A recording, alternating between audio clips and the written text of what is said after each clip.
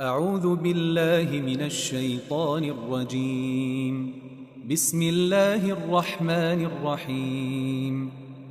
الحمد لله الذي أنزل على عبده الكتاب ولم يجعل له عوجا قيما لينذر بأسا شديدا من لدنه ويبشر المؤمنين الذين يعملون الصالحات أن لهم أجرا حسنا ماكثين فيه أبدا وينذر الذين قالوا اتخذ الله ولدا ما لهم به من علم ولا لآبائهم كبرت كلمة تخرج من أفواههم إن يقولون إلا كذبا فلعلك باخع نفسك على آثارهم إن لم يؤمنوا بهذا الحديث أسفا إنا جعلنا ما على الأرض زينة لها لنبلوهم أيهم أحسن عملا وإنا لجاعلون ما عليها صعيدا جرزا أم حسبت أن أصحاب الكهف والرقيم كانوا من آياتنا عجبا إذ أوى الفتية إلى الكهف فقالوا ربنا آتنا من لدنك رحمة وهيئ لنا من أمرنا رشدا فضربنا على آذانهم في الكهف سنين عددا ثم بعثناهم لنعلم أي الحزبين أحصى لما لبثوا أمدا نحن نقص عليك نبأهم بالحق إنهم فتية آمنوا بربهم وزدناهم هدى وربطنا على قلوبهم إذ قاموا فقالوا ربنا رب السماوات والأرض لن ندعو من دونه إلها لقد قلنا إذا شططا هؤلاء قومنا اتخذوا من دونه آلهة لولا يأتون عليهم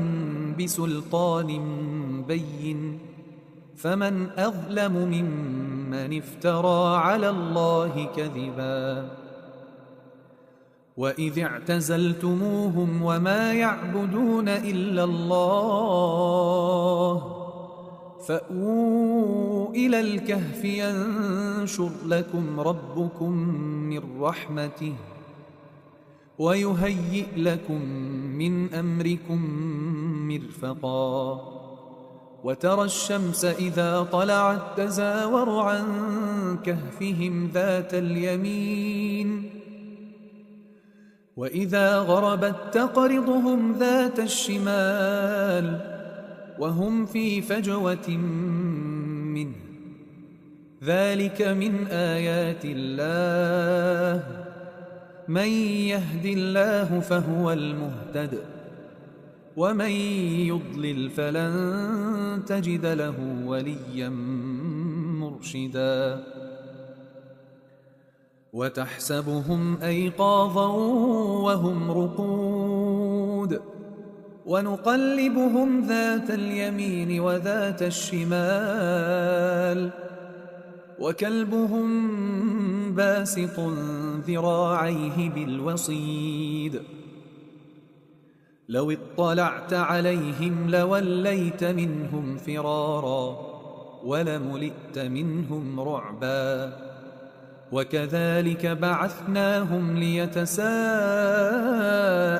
بينهم قال قائل منهم كم لبثتم قالوا لبثنا يوما أو بعض يوم قالوا ربكم أعلم بما لبثتم فابعثوا أحدكم بورقكم هذه إلى المدينة فلينظر أيها أزكى طعاما فليأتكم برزق منه وليتلطف ولا يشعرن بكم أحدا إنهم إن يظهروا عليكم يرجموكم أو يعيدوكم في ملتهم ولن تفلحوا إذن أبدا وكذلك أعثرنا عليهم ليعلموا أن وعد الله حق وأن الساعة لا ريب فيها إذ يتنازعون بينهم أمرهم فقالوا ابنوا عليهم بنيانا ربهم أعلم بهم قال الذين غلبوا على أمرهم لنتخذن عليهم مسجدا سيقولون ثلاثة رابعهم كلبهم ويقولون خمسة سادسهم كلبهم رجما بالغيب ويقولون سبعة وثامنهم كلبهم قل ربي أعلم بعدتهم ما يعلمهم إلا قليل فلا تمار فيهم إلا مراء ظاهرا ولا تستفت فيهم منهم أحدا ولا تقولن لشيء إني فاعل ذلك غدا إلا أن يشاء الله واذكر ربك إذا نسيت وقل عسى أن يهديني ربي لأقرب من هذا رشدا ولبثوا في كهفهم 300 سنين وازدادوا 9 قل الله أعلم بما لبثوا له غيب السماوات والأرض أبصر به وأسمع ما لهم من دونه من ولي ولا يشرك في حكمه أحدا واتل ما أوحي إليك من كتاب ربك لا مبدل لكلماته ولن تجد من دونه ملتحدا واصبر نفسك مع الذين يدعون ربهم بالغداة والعشي يريدون وجهه ولا تعد عيناك عنهم تريد زينة الحياة الدنيا ولا تطع من أغفلنا قلبه عن ذكرنا واتبع هواه وكان أمره فرطا وقل الحق من ربكم فمن شاء فليؤمن ومن شاء فليكفر إنا أعتدنا للظالمين نارا أحاط بهم سرادقها وإن يستغيثوا يغاثوا بماء كالمهل يشوي الوجوه بئس الشراب وساءت مرتفقا إن الذين آمنوا وعملوا الصالحات إنا لا نضيع أجر من أحسن عملا أولئك لهم جنات عدن تجري من تحتهم الأنهار يحلون فيها من أساور من ذهب ويلبسون ثيابا خضرا من سندس وإستبرق متكئين فيها على الأرائك نعم الثواب وحسنت مرتفقا.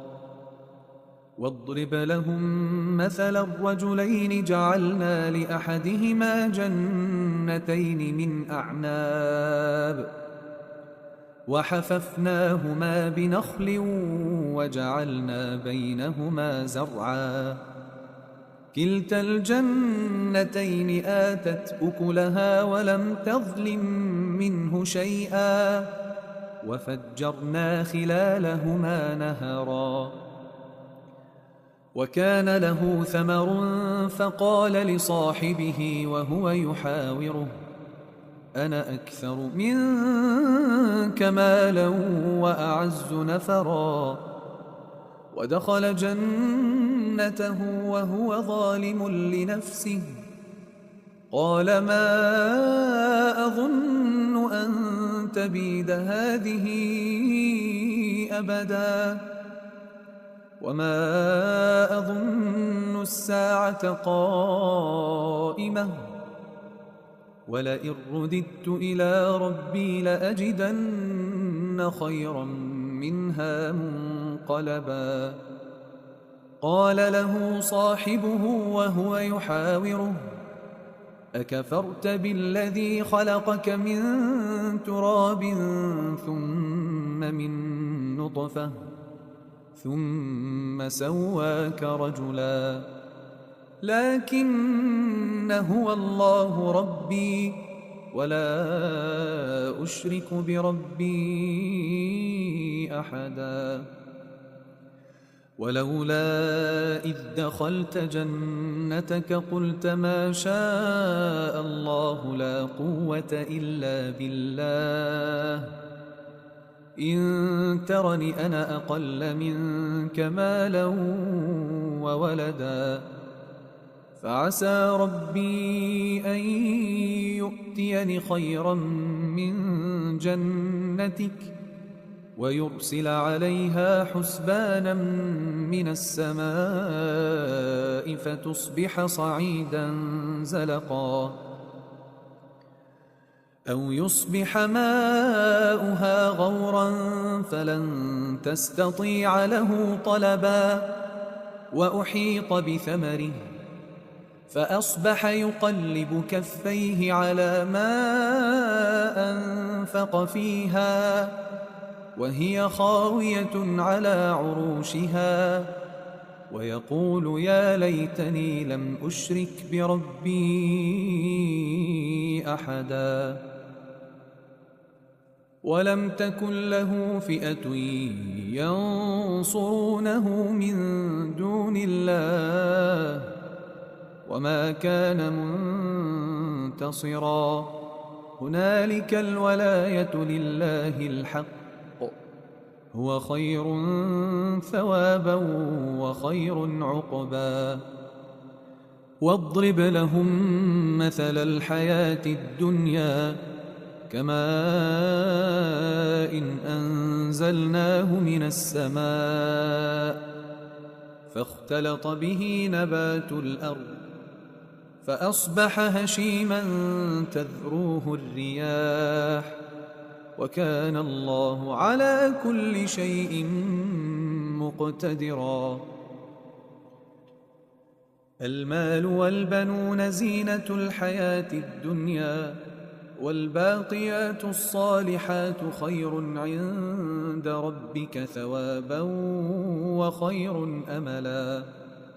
ويوم نسير الجبال وترى الأرض بارزة وحشرناهم فلم نغادر منهم أحدا. وعرضوا على ربك صفا لقد جئتمونا كما خلقناكم أول مرة بل زعمتم أن لن نجعل لكم موعدا.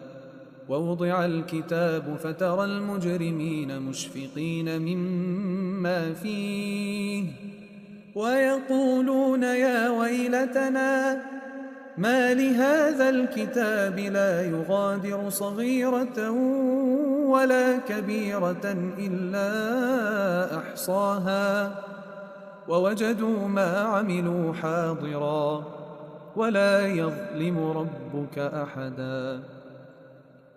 وإذ قلنا للملائكة اسجدوا لآدم فسجدوا إلا إبليس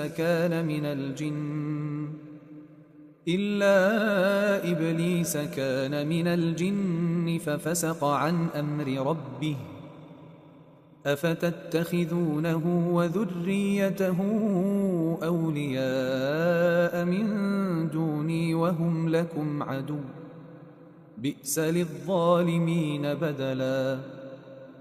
ما أشهدتهم خلق السماوات والأرض ولا خلق أنفسهم وما كنت متخذ المضلين عضدا.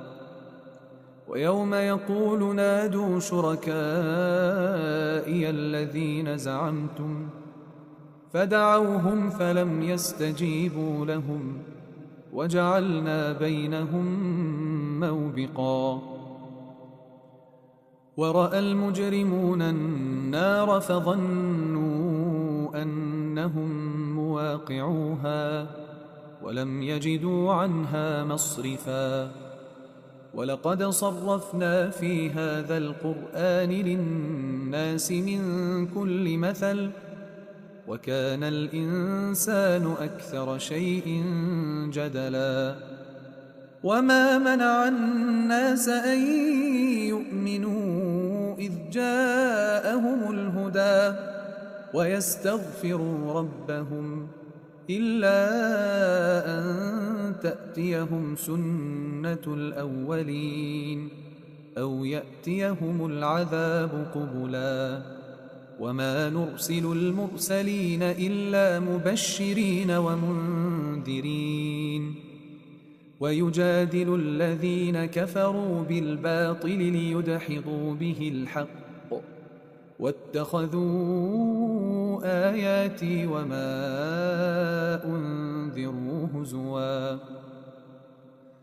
ومن أظلم ممن ذكر بآيات ربه فأعرض عنها ونسي ما قدمت يداه إنا جعلنا على قلوبهم أكنة أن يفقهوه وفي آذانهم وقرا وإن تدعهم إلى الهدى فلن يهتدوا إذن أبدا.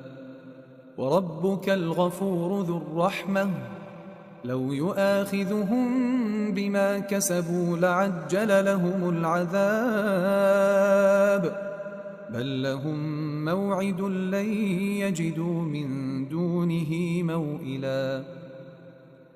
وتلك القرى أهلكناهم لما ظلموا وجعلنا لمهلكهم موعدا.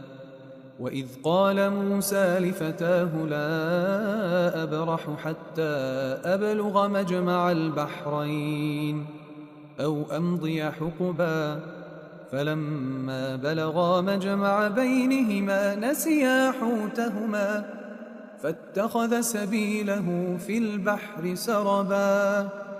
فلما جاوزا قال لفتاه آتنا غداءنا لقد لقينا من سفرنا هذا نصبا. قال أرأيت إذ أوينا إلى الصخرة فإني نسيت الحوت وما أنسانيه إلا الشيطان أن أذكره واتخذ سبيله في البحر عجبا. قال ذلك ما كنا نبغ فارتدا على آثارهما قصصا فوجدا عبدا من عبادنا آتيناه رحمة من عندنا وعلمناه من لدنا علما.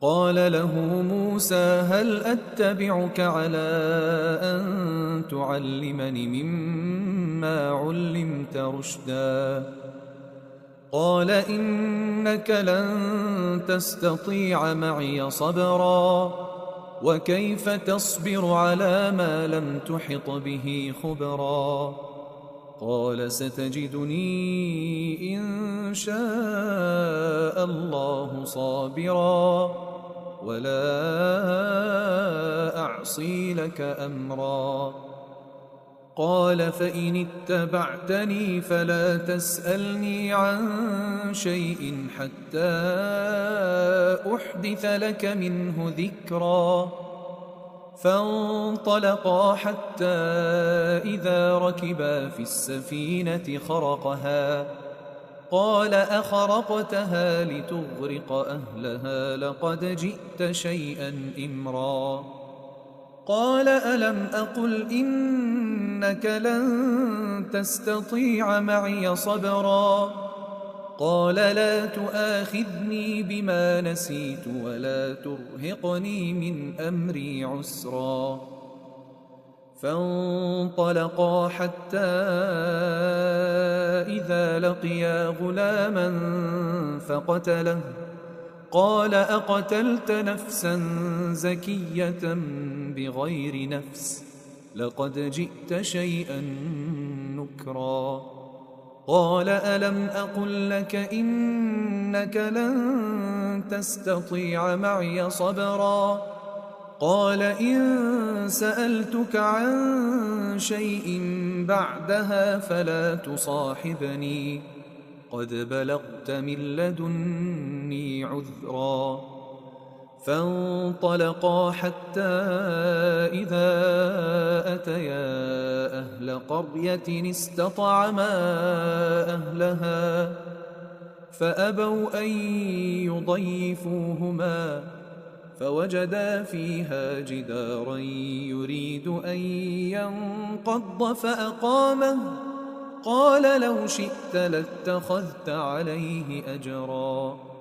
قال هذا فراق بيني وبينك سأنبئك بتأويل ما لم تستطع عليه صبرا أما السفينة فكانت لمساكين يعملون في البحر فأردت أن أعيبها وكان وراءهم ملك يأخذ كل سفينة غصبا وأما الغلام فكان أبواه مؤمنين فخشينا أن يرهقهما طغيانا وكفرا فأردنا أن يبدلهما ربهما خيرا منه زكاة وأقرب رحما وأما الجدار فكان لغلامين يتيمين في المدينة وكان تحته كنز لهما وكان أبوهما صالحا فأراد ربك أن يبلغا أشدهما ويستخرجا كنزهما رحمة من ربك وما فعلته عن أمري ذلك تأويل ما لم تسطع عليه صبرا ويسألونك عن ذي القرنين قل سأتلو عليكم منه ذكرا إنا مكنا له في الأرض وآتيناه من كل شيء سببا فأتبع سببا حتى إذا بلغ مغرب الشمس وجدها تغرب في عين حمئة ووجد عندها قوما قلنا يا ذا القرنين إما أن تعذب وإما أن تتخذ فيهم حسنا قال أما من ظلم فسوف نعذبه ثم يرد إلى ربه فيعذبه عذابا نكرا. وأما من آمن وعمل صالحا فله جزاء الحسنى وسنقول له من أمرنا يسرا. ثم أتبع سببا حتى إذا بلغ مطلع الشمس وجدها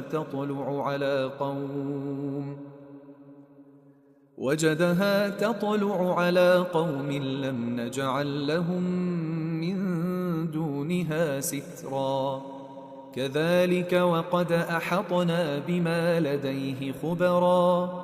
ثم أتبع سببا حتى إذا بلغ بين السدين وجد من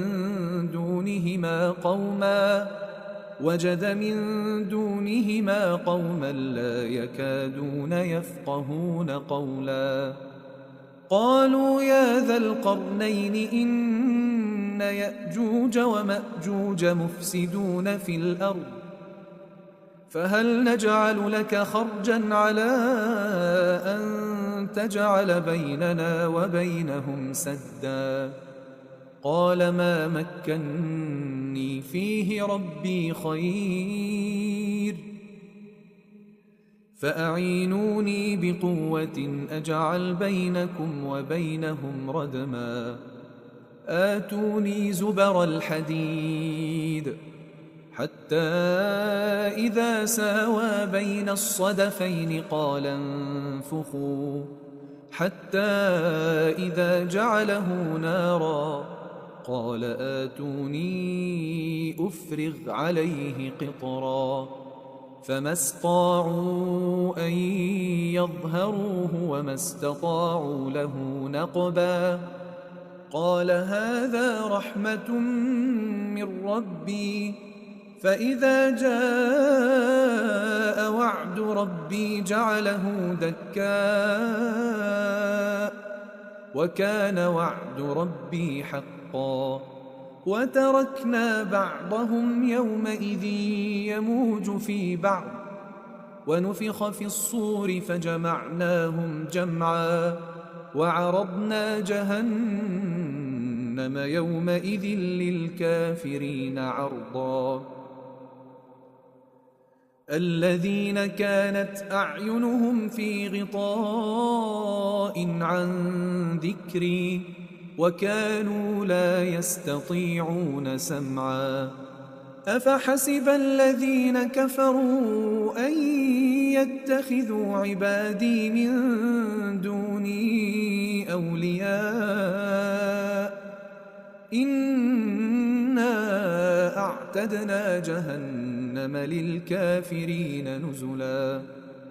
قل هل ننبئكم بالأخسرين أعمالا الذين ضل سعيهم في الحياة الدنيا وهم يحسبون أنهم يحسنون صنعا. أولئك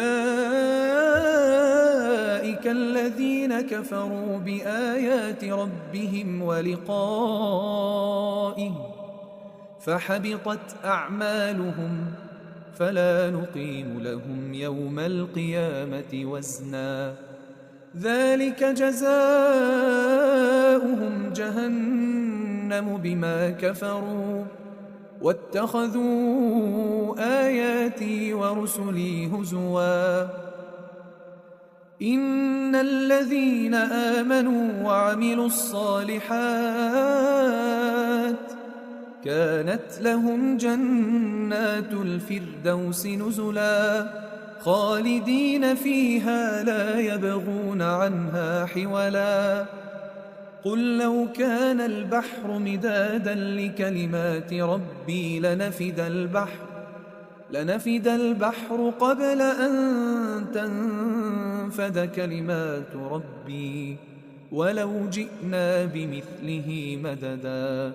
قل إنما أنا بشر مثلكم يوحى إلي يوحى إلي أنما إلهكم إله واحد فمن كان يرجو لقاء ربه فليعمل عملا صالحا ولا يشرك بعبادة ربه أحدا.